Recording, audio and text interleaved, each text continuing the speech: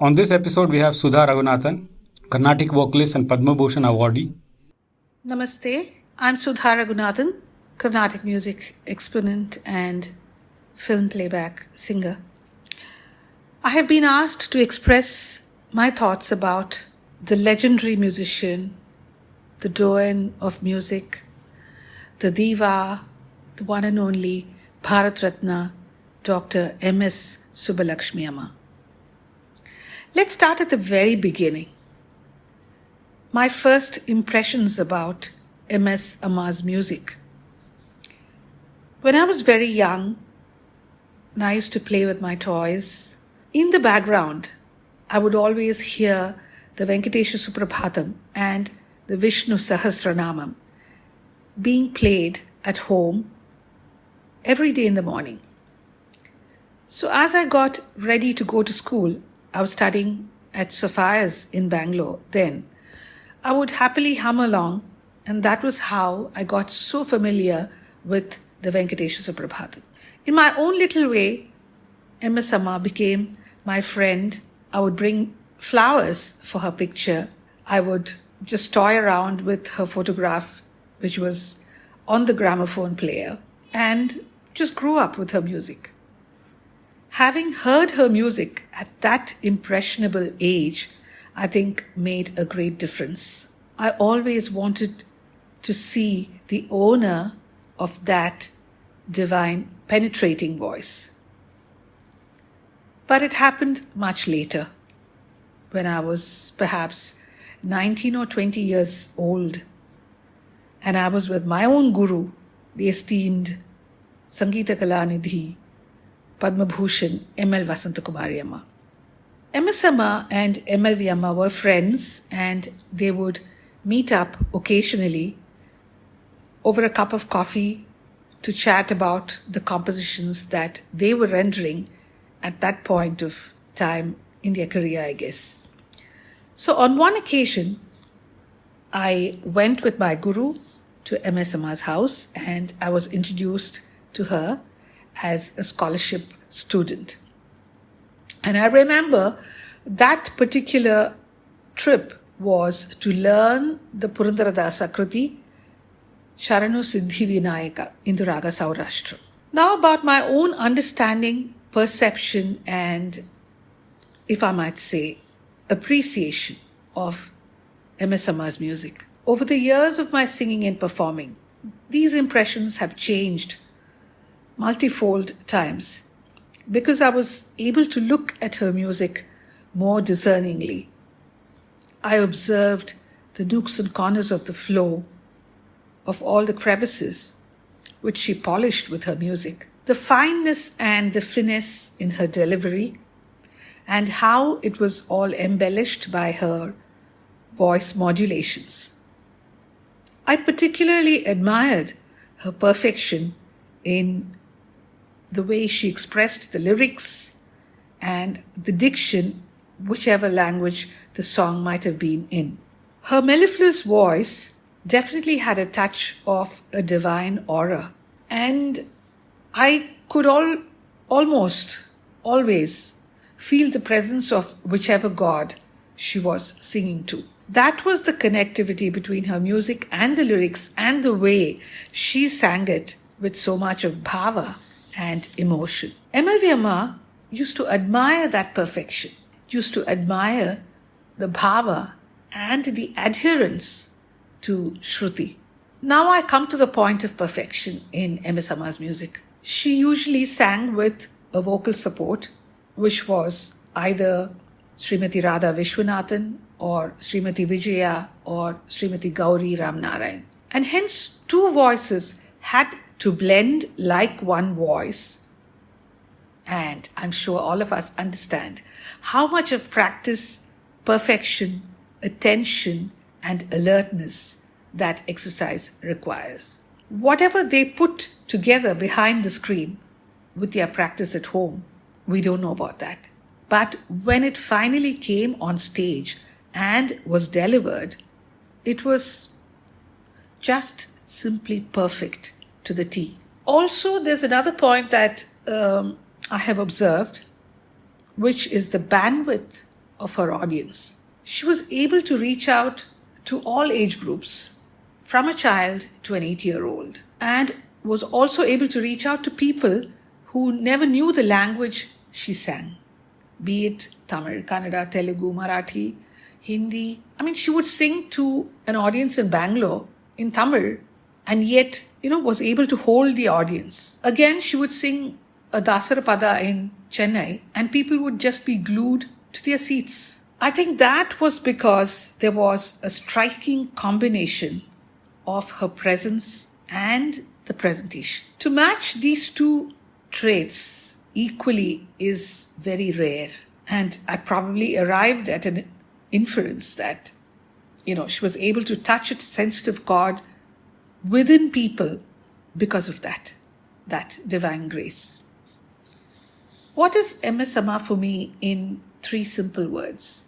Divinity, perfection, and humility. Even when she performed in the film Meera in 1945, I don't think there was any great change in the way we looked at her. Meera definitely was a turning point in MS Amma's career, and it did put her on a pedestal with the masses. As the subject was Meera, of course, it did not take the divinity away from the persona that she was. Any other character might have diluted the impact, might have diluted her music too, but being Meera, it could bring to the forefront her complete prowess and dimension of her music and take it to a larger audience with a countrywide reach that greatly added to her visibility. What is my favorite song of MS Amma, if you ask me that?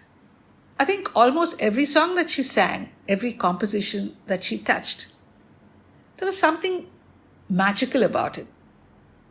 It held you under a spell. And I would also feel that the composition gained in weightage, in visibility, because of the way she rendered the raga and the intonation she gave to the lyrics. Particularly, I'd like to mention Vadavarayai Mataki. It's a poetic verse from the Silapadigaram, written by Ilango Adigal, and it's more poetic and what we call Kavidai Nadai in Tamil. And hence, in my own little brain, I feel, it's difficult to give it that status of a composition. Sing it with Carnatic ragas. But she did it. And it was one of her greatest renderings. When you think of MS Amma and the compositions that she sang, definitely Vadavarayai Mataki stands in the forefront. Vadavarayai Mataki Vasugiyai Nanaki Vadavarayai Mataki Vasugiyai Nanaki Kadal Vannal Panduru Naal Kadal Vairu Kalakinaye Vadavarayai Mataki Vasugiyai Nanaki Kadal Vannal Panduru Naal Kadal Vairu Kalakinaye Kalakiya Yeshudayam Kadaikkayetrar Kattunkai Malar Kamala Undiyai Mayamo Marutkaite. That electrific or electrifying resonance in her voice, when she sang this, it's a Ragamalika. The next is Kamas, and then Hindolam, Shanmuka Priya, Paras, and Kapi. And when she finishes with Narayana, the words, it takes you to a different plane. And as I said earlier, the meter for poetic verses is certainly different.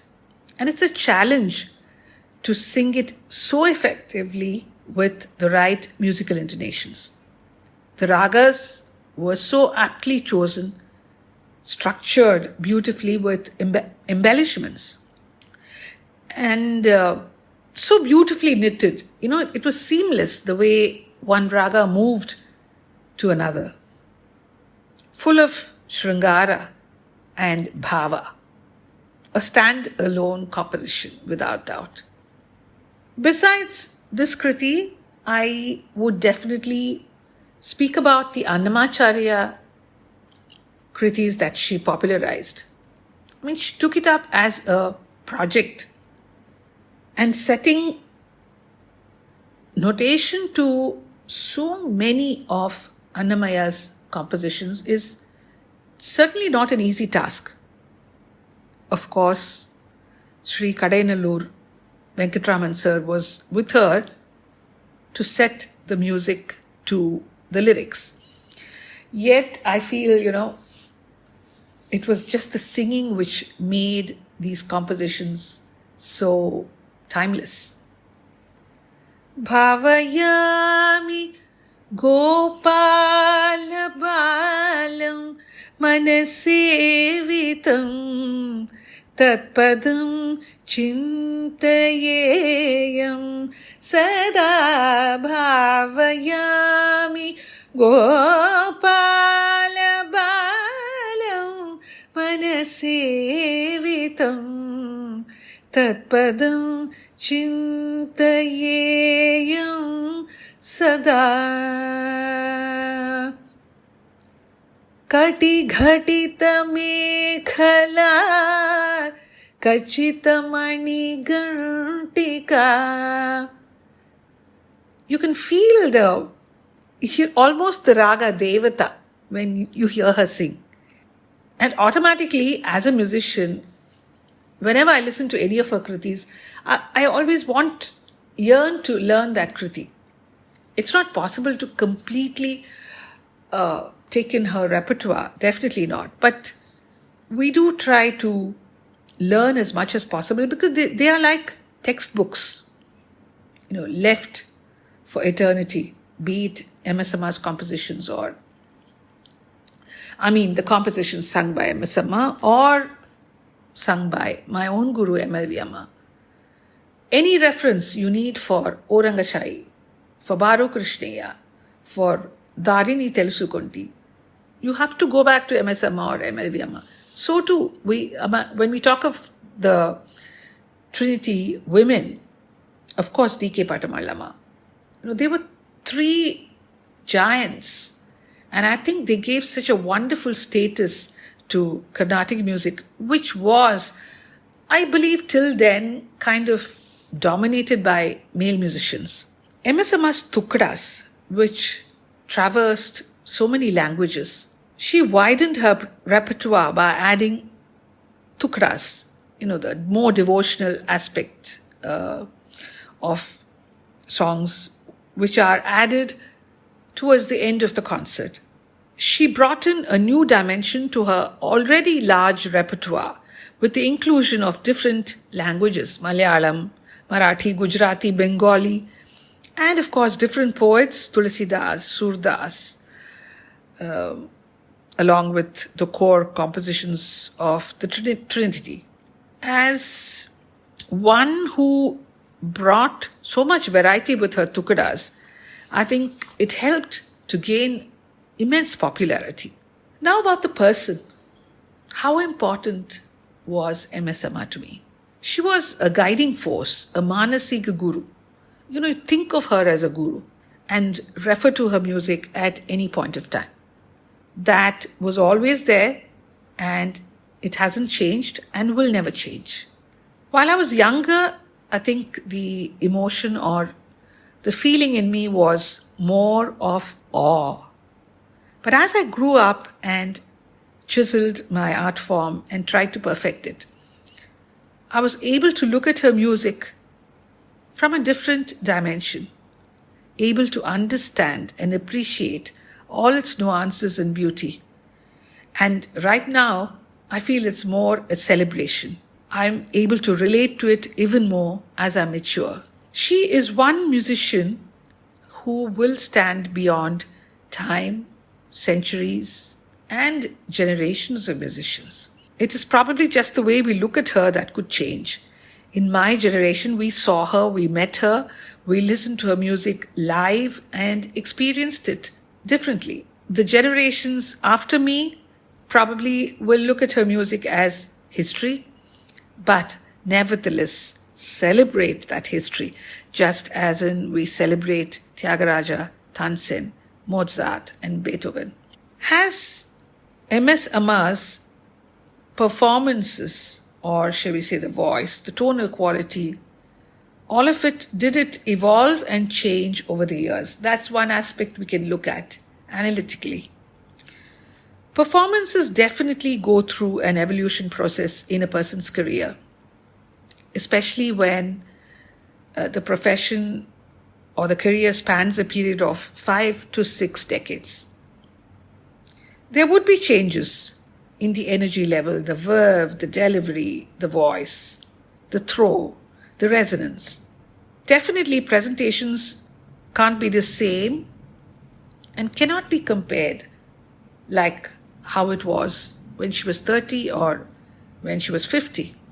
At every point, I feel MS Amma's music transmitted a different message. Earlier, it was a soaring voice. Then it was divinity creeping in. Then it was aura. And then it was maturative expression. I mean, one can keep on talking about her, but at some point I have to stop. It was a little of everything: technicality, finesse, bhakti, variety, the magnetic appeal to audience, a regal aura, and so on. All I can say is that the Carnatic music world certainly was blessed with the presence of her music and the person. And for me personally, she's fond of everyone she meets. I mean, that is the impression she gives. But somewhere I felt there was a little sensitive chord that connected her and me. She came for our wedding. She came for my brother's wedding. When I went to invite her for the Upanayam of my son Kaushik, I think that was perhaps one of the last times that I saw her as a healthy MS Amma. She spoke to me and she blessed me and she said, there were 2 sentences that she mentioned. She said, Nariya Shankarabharanam paadu. There's a rag, Shankarabharanam. And she said, sing more of it, because it has a regality about it. And then she asked me, do you learn from my repertoire?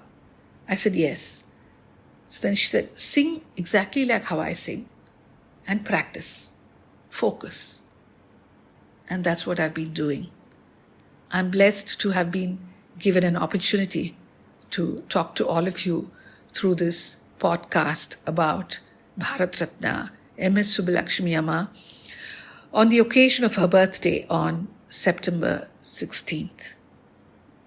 Jai Hind.